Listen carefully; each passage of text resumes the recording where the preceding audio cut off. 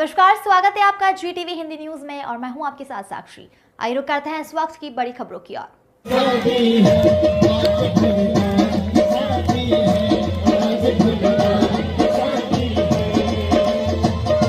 चणौद गांव में श्रीमद शिव महापुराण कथा का दूसरा वर्ष ऋचा सिंह राजपूत के नेतृत्व में भव्य आयोजन।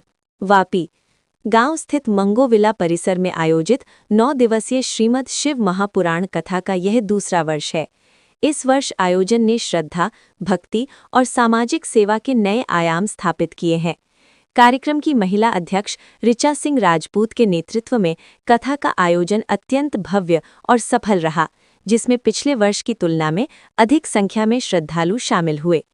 मीडिया से बातचीत में ऋचा सिंह राजपूत ने बताया कि संस्था का उद्देश्य केवल धार्मिक कार्यक्रम आयोजित करना नहीं, बल्कि समाज में धर्म, संस्कार और सेवा की भावना को सुदृढ़ करना है।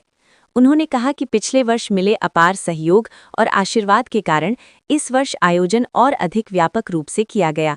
श्रद्धालुओं की बढ़ती उपस्थिति इस बात का प्रमाण है कि समाज में आध्यात्मिक चेतना और जागरूकता बढ़ रही है। उन्होंने यह भी बताया कि संस्था धर्म के कार्यों में बढ़ चढ़कर हिस्सा ले रही है और लोगों को धर्म के प्रति जागरूक कर रही है। कथा के माध्यम से भगवान शिव की महिमा का वर्णन करते हुए भक्तों को नैतिक मूल्यों और सदाचार का संदेश दिया जा रहा है। महिलाओं और युवाओं की सक्रिय भागीदारी इस आयोजन की विशेष उपलब्धि रही। इस भव्य आयोजन में ऋचा सिंह, पूजा सिंह, शिव चर्चा ग्रुप, सोनू गुप्ता, शिव चर्चा ग्रुप के अन्य सदस्य शुक्ला जी और सुनील सिंह ने भी सक्रिय सहभागिता निभाई और कथा को सफल बनाने में महत्वपूर्ण योगदान दिया। सामाजिक सेवा के क्षेत्र में भी संस्था सराहनीय कार्य कर रही है। गरीब बच्चियों की शादी और उनके उज्जवल भविष्य के लिए संस्था निरंतर प्रयासरत है। इसी क्रम में संस्था द्वारा एक गरीब परिवार की बेटी का विवाह संपन्न कराया गया। विवाह की संपूर्ण व्यवस्था संस्था की ओर से की गई, जिससे परिवार को आर्थिक सहारा मिला और बेटी का नया जीवन सम्मानपूर्वक आरंभ हो सका। भक्तों और स्थानीय नागरिकों ने संस्था के इस प्रयास को अत्यंत सराहनीय बताया। उनका कहना है कि धार्मिक आयोजन के साथ समाज सेवा का ऐसा संगम प्रेरणादायक है और इससे समाज में सकारात्मक संदेश जाता है। कार्यक्रम के दौरान भव्य कलश यात्रा, हवन, पूर्णाहुति और महाप्रसाद वितरण जैसे आयोजन भी किए गए। हर हर महादेव के जयघोष से पूरा चणौद गांव भक्तिमय वातावरण में डूबा रहा। श्रद्धालुओं ने आशा व्यक्त की कि आने वाले वर्षों में भी यह आयोजन इसी तरह भव्यता और सेवा भावना के साथ जारी रहेगा। ये जो कार्यक्रम है श्री शिव महापुराण का कार्यक्रम 9 दिवसीय है और मैं कथावाचक, राष्ट्रीय कथावाचक पंडित गोपाल शास्त्री। यहाँ पे सबसे बड़ा विशेष ये है कि शिव महापुराण में 5वें दिन जो शिव और पार्वती का विवाह होता है, इसमें आज मैंने ओरिजिनल विवाह और वापी के अंतर्गत ये करीब 10 से 15 विवाह ऐसे हो गए हैं कि आज ओरिजिनल विवाह संपन्न हुआ है। मैं आपके न्यूज के माध्यम से ये समाज में ये बताना चाहता हूँ कि जो आजकल एक कन्या और एक कन्या को बुला करके लोग एक दूसरे को माला पहना करके और उनको जयमाल करते हैं, ये हमारे सनातन धर्म में गलत है और इसके लिए मैं ओरिजिनल विवाह कराना प्रारंभ किया।